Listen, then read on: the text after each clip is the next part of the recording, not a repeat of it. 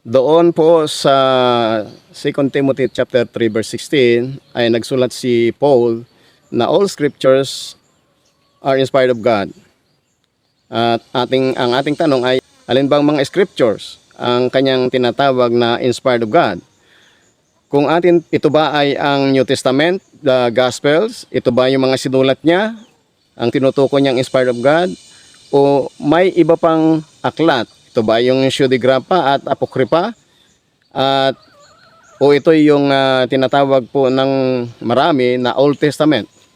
So makikita po natin dito, titingnan po natin dito kung aling scripture ang umiikot o nababasa sa mga panahong yaon. Okay po. Ang Pseudegrapha at Apocrypha ay ito po ay mga legendary literatures na hindi po ito tinatanggap as inspired ng mga Hudyo. Ang kanilang tinatanggap na inspired ay ang Tanakh o yung alam po natin na Old Testament na binubuo ng 5 aklat ni Prophet Moshe, mga sinulat ng mga propeta at ng mga holy writings kagaya ng mga awit, proverbs at history books. At atin naman pag-aralan, ating titingnan ang timeline ng New Testament kung kailan ito nasulat. Sang-ayon po sa mga teologo at scholar na mga Kristiyano, ang chronology ng pagkakasulat ng New Testament ay si Paul po ang unang nagsulat. Nung circa 50s, Common Era, siya po ay nagsulat. At ang sumunod na nasulat ay ang Ebanghelyo, the Gospel of Mark, sa circa 70 in the Common Era. At ang sumunod ay ang Matthew, in the year 70s in the Common Era, and then ang Luke sumunod ay in the 90s of the Common Era, while the last that has been written in the Gospel was the Gospel of according to John in the year 100 onward. And therefore, kung titingnan natin itong timeline ng New Testament, hindi posible na New Testament ang tinutukoy ni Paul as inspired of God. Okay? At makikita po natin na itong New Testament Gospels ay karaniwan ng sila ay nagkukot. Kahit si Paul, ang kinukot niya na mga scriptures at mga text ay from the Old Testament. So meaning to say that the inspired scriptures na tinutukoy ni Paul ay walang iba kundi yung Old Testament. So tingnan po natin ito, no? Dahil ito'y napakaliwanag kasi pag ating binabasa yung New Testament, Gospels and mga writings ni Paul, ay ito po ay nagkakaroon ng hindi lang contradiction sa Torah o sa Tanakh, kundi ito ay nagkakaroon po ng collision, no? Parang magkakalaban, magkakakontra kung minsan. At kaya't makikita natin na ang mga tao, kung hindi aware ito, ang kanilang kakampihan o ang kanilang pipiliin na mananalo ay ang New Testament, hindi ang Old Testament. So yan ang nakakatuwa, no? Dahil itong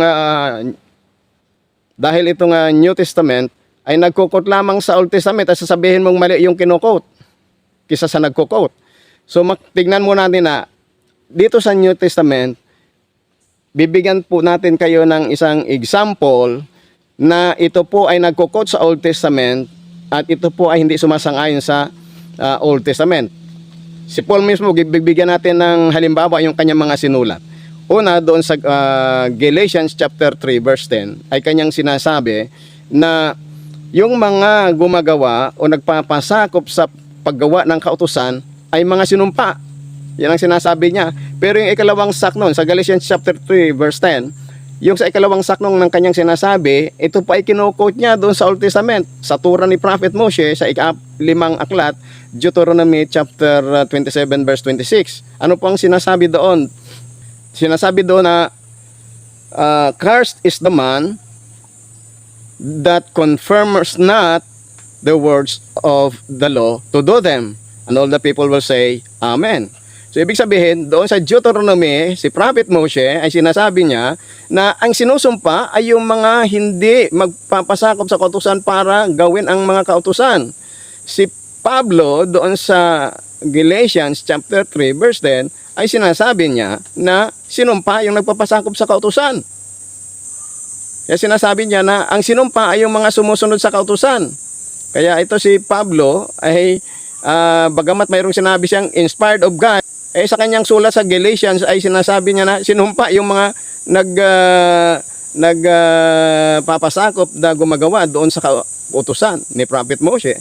So yan po yung isa pong blunder dito sa mga sinusula sa New Testament, no?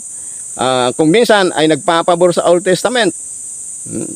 And then kung minsan ito po ay kumukontra, hindi sumasang-ayon. So dito pa lang makikita natin kung saan yung inspired at hindi inspired.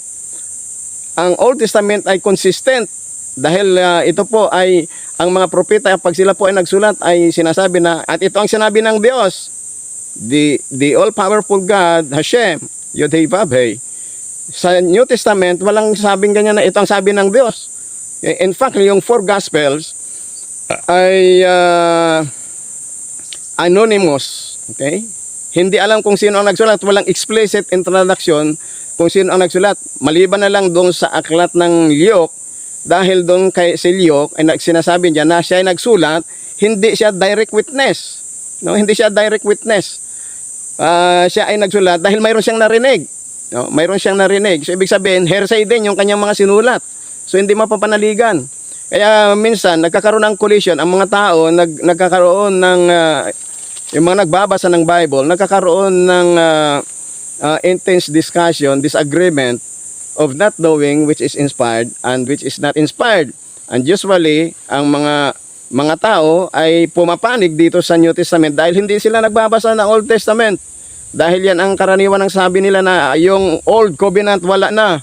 Yung Old Testament wala na. New Testament na tayo ngayon. And therefore, many people are blinded of this truth. Okay.